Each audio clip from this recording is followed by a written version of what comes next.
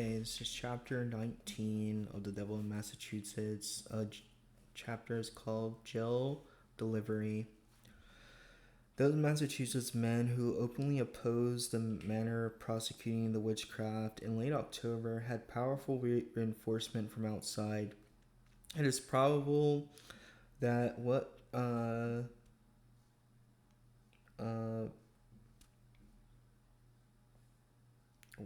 it is what? It is probable that what precip- precipitated no precip yeah precipitated the decision displayed by Governor Phipps was an impartial opinion on the witchcraft drawn up by the group of Dutch and French ministers in New York. Until then, Phipps had played a womanish part, yielding first to the pity, then another, and dodging the issue entirely. That, however, had been lost from what the character, then from the fact that, like an earlier administrator, he did not know what was truth. Once he knew, there had been no more uh, uh, vas- vas- facilitating. He had no hesitation now in substituting his own common sense and humanity for the learned uh,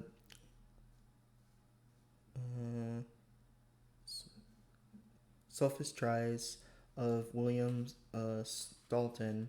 The opinion in question had been cited by Joseph Dooley, Deputy Governor of Massachusetts under Andros, since the Revolution of 1689. Dudley had been a kind of exile, imprisoned for a time with Andros. He remained so unpopular after his release that he left Boston and took an appointment in New York. He remained a Bostonian at heart, however, hoped uh, that the issue of the charter had been settled to make an earlier return, and in the meantime took a lively interest in anything that went on at home. The most burning issue in Massachusetts was now the witchcraft, and of this Dudley could not have failed to get a report not only from correspondents but from the presence in New York of such refugees as the Careys and Englishes. Having bent his judicial mind to the facts in the case, he compiled a list of 8 questions and sent them to some leading ministers of the colony. Their reply, which reached him on 11 October, he had immediately copied and forwarded it to Phipps. The correspondence with the ministers had been carried on in noble Latin, the uh, es- Esperanto of the age, a language in which Sir William, literate only since the age of 21, was unversed. But when it was translated to him, he was profoundly, not to say painfully impressed. The outsiders and outlanders, bearing names like Henry uh,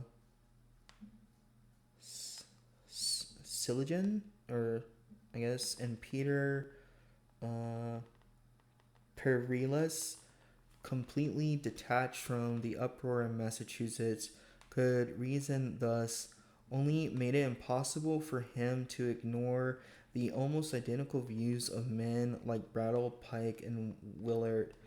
New York, though now an English colony, still lived in the climate of opinion created by the Dutch patrons.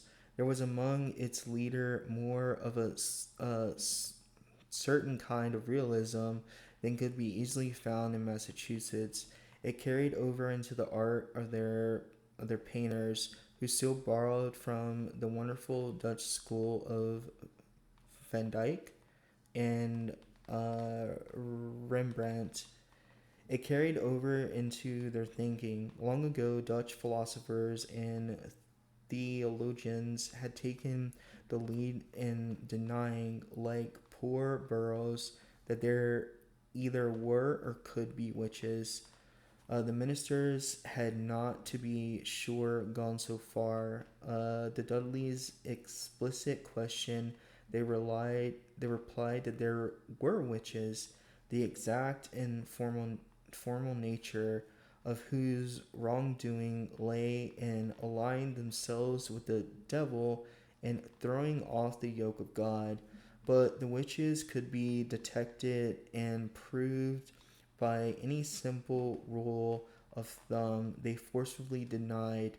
Indeed, they condemned nearly every device in which the Massachusetts prosecutor had relied for the purpose.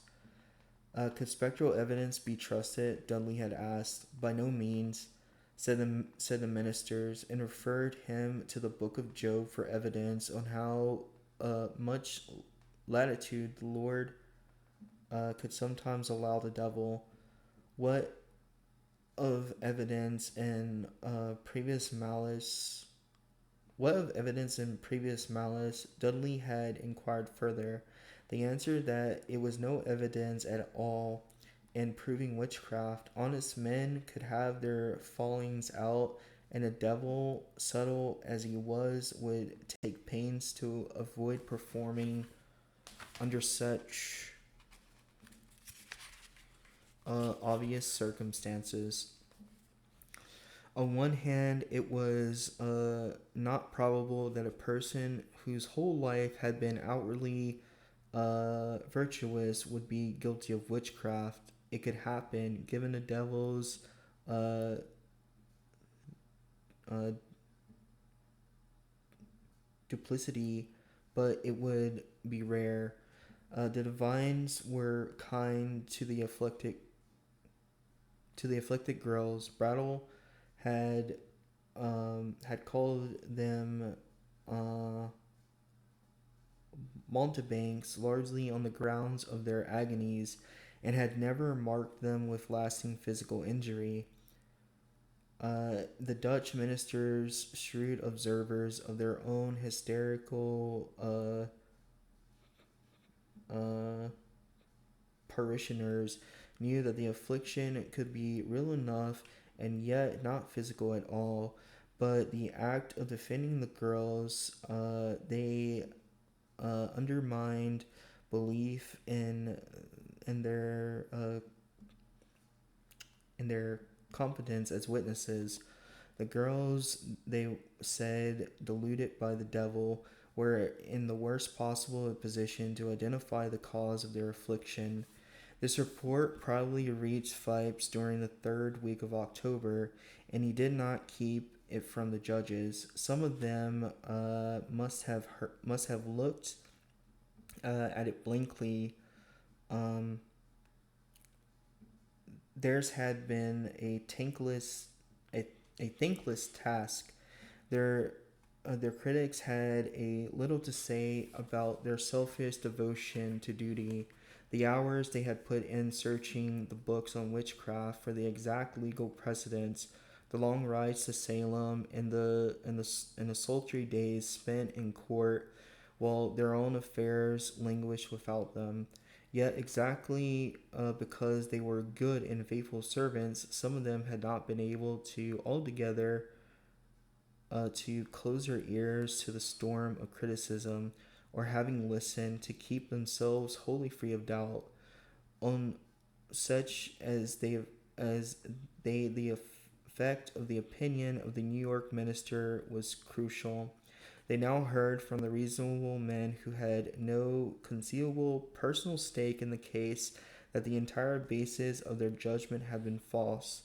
They could not deny that every conviction had been made on spectral evidence, or that such secondary evidence had been called into court was exactly of the kind rejected by the New Yorker's testimony of old quarrels between neighbors.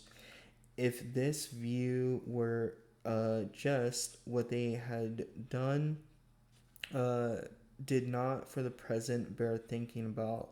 Marietzi, with her brave appeal to reason, might send her ghost to walk in other places than Wyndham.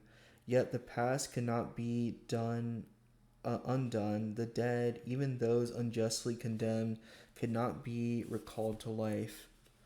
To look back was as futile. To look back was as futile as it was dismaying.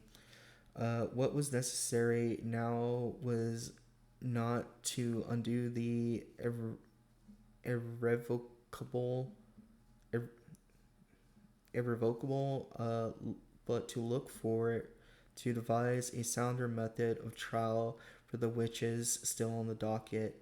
Some of them, wrote Sir William of the Judges in a later report to England, were convinced and acknowledged of their formal proceedings were too violent and not grounded upon the right foundation, but but if they might sit again, they would proceed after another method. By acts of the General Court of 23 November and 16 December, special sessions of the Superior Court uh, of Judicator was appointed to complete the trials. The composition of this court must have dismayed the witches, for it was substantially that the old discredited court of Oyer and Terminer, Sultan would still preside in spite of the fact that he and Fipes were now close to a break on principle.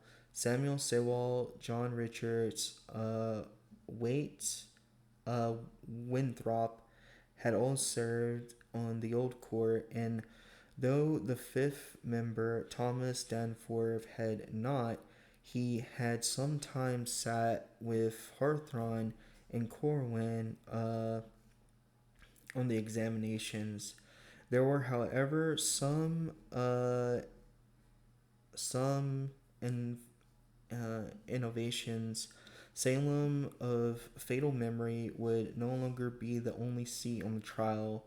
The court would circulate from Essex County to Middlesex and Suffolk, according to the origin of the defendant. The jurors impaneled to see these several localities were also new, and in more ways than one, thanks to the new charter, they were no longer drawn exclusively from members of the covenant. The most important difference was the procedure. Every one, even necessarily William Salton, had agreed to eliminate spectral evidence as a basis of conviction. This fact was made plainly in the day when some of the jury specifically asked what weight they should give such testimony, as much as the chips of war was the answer they got from the judges. Deprived of such evidence, however, there seemed to be little point in trying a witch at all. Of the 52 witches whose trials were opened in Salem on 3 January, the cases against 49 melted like moonshine at daybreak once the new touchstone was applied. Rule out the visions of the girls and their friends, the tales of airy travels, of meeting behind a Paris orchard, and testimony of being pinched and choked and being presented the book, and there was nothing left, nothing tangible, nothing probable. The only straw that the judges and jury had to clutch at was statements by the witches themselves. On this basis, they were finally convicted, and condemned.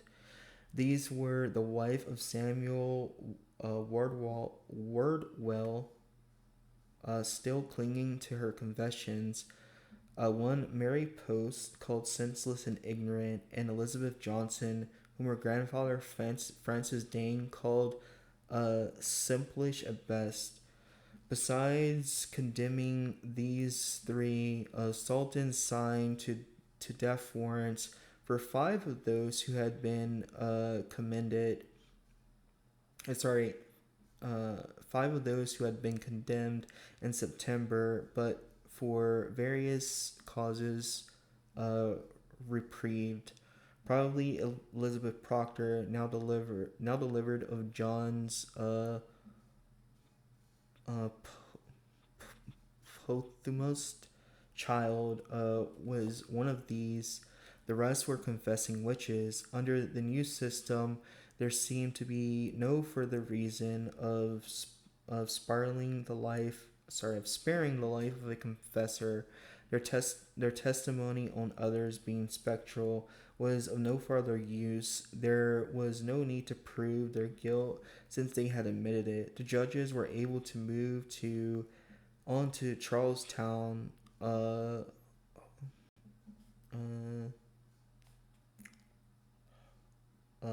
hardened by the knowledge that though they had cleared the innocent, they had not dealt uh,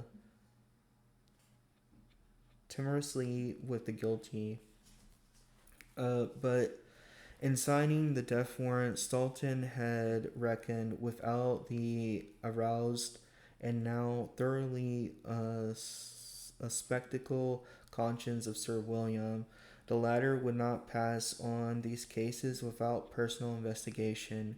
When he heard from King's authority that the evidence against the eight condemned differed in no substantial way from that against those who had been cleared, he signed reprieves for all of them.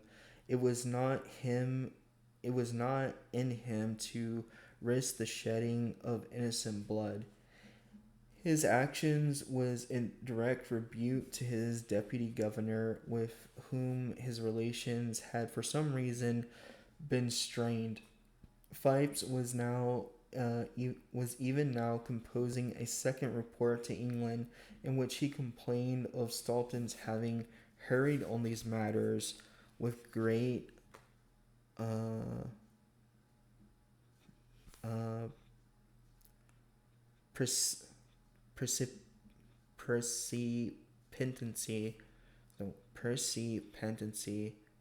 No, pers perci perci uh, pentancy.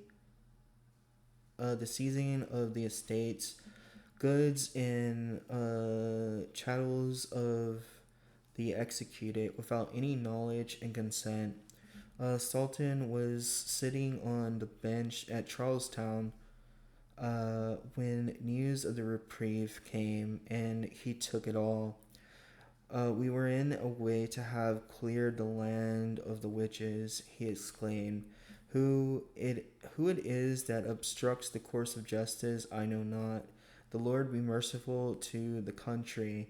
And so, in the words of his enemy Robert Cliff, the redoubtable judge, went off the bench and came no more that court. That is not in Charles. That it is not. That is not in its Charlestown sitting. By 25 April, when the court moved to Boston as the seat of Suffolk County, Stulton was back in his place. During the interim, however, both court and jury had made a complete break with the Stulton viewpoint, the rejecting every testimony that smelled of the spectral. They had cleared the witches almost as fast as they could be brought before them. Even in Boston, with the benefit of Stulton's um, presence, they cleared the 80-year-old Susan Dustin, who, though one of the judges later admitted that there was more evidence against her than there had been against any who had been hanged. She was a most unsavory old woman, far gone in age and malice. Woman, woman, repent, George Danforth had admonished her. There are shrewd things come against thee, but condemn her he could not, for all the evidence that was not spectral was of that other type denounced by the Dutch divine's testimony, derived from the ancient gargoyles. Even uh, even one confessor had even one confessor was cleared at the Boston setting. This was Mary Watkins, an intermittently deranged, um, intermittently deranged, indentured servant who, on being caught trying to strangle herself, had volunteered the information that she was a witch. In this case, however, the acquittal did not have the approval of the judges. When the jury first returned the verdict of ignoramus, the judges repeated uh, their mm, their mano uh, maneuver. No, uh,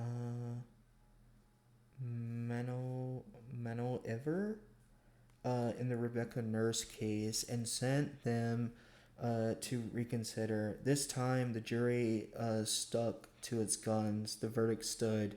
The good name of John Alden was cleared by proclamation, and in Mary Governor's Fipes, anxious to clean up the matter, discharged all remaining witches and made it safe for refugees to return by issuing a proclamation of general pardon.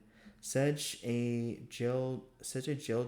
delivery, wrote Hutchinson, has never been known in New England. Mere pardon, however, did not guarantee jail delivery. The prison fees must first be paid. Criminals were not coddled in these days, nor were those on whom the merest shadow of suspicion had ever rested. You did not in prison become a guest of the state.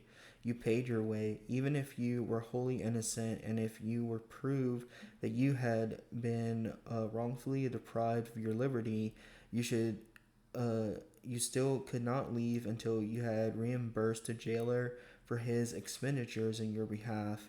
The food he had fed you, the shackles he had placed on your wrists and ankles. The prices varied slightly at the voracious prisons, but in general, Broad averaged at about 2 shillings and 6 pence a week. Some of the witches had been running up a bill at this rate for more than a year. Their people were plain farm folk who seldom had cash to spare and had already spent all that they had in buying comforts for the prisoners and making long journeys to visit and consult with them.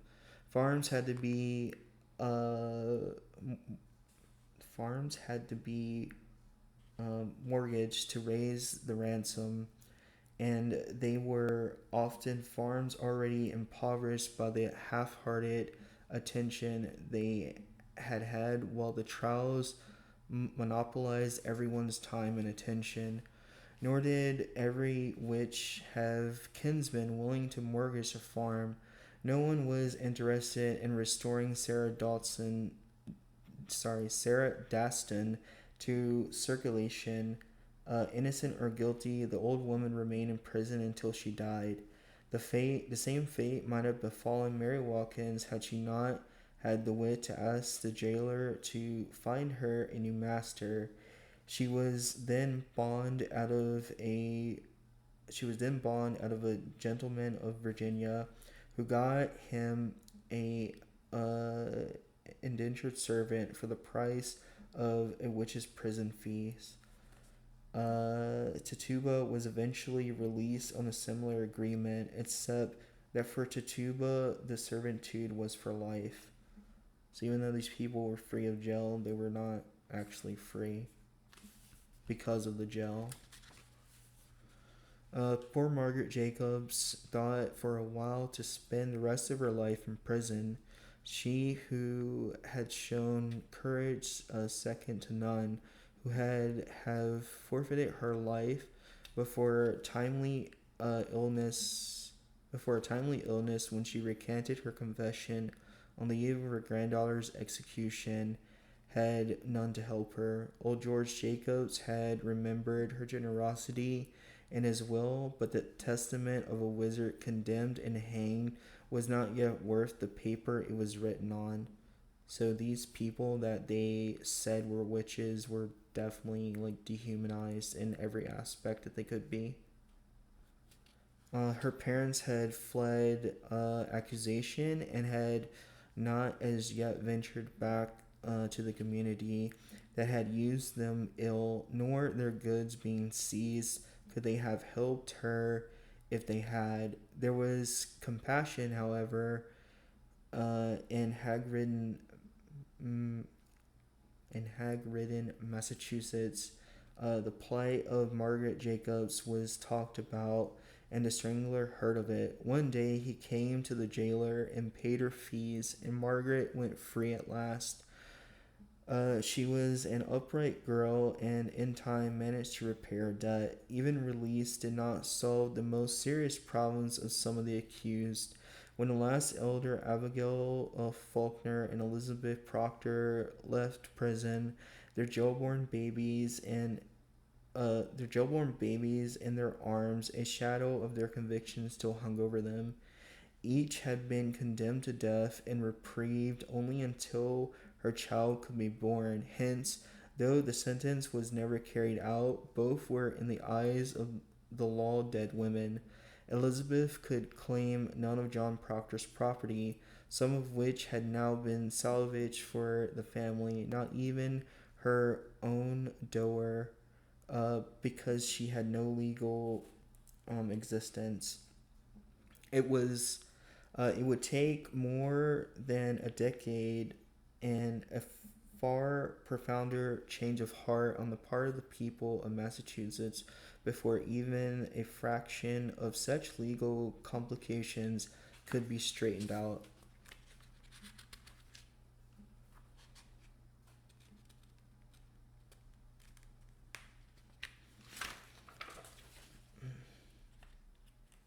Okay, that was the end of that chapter.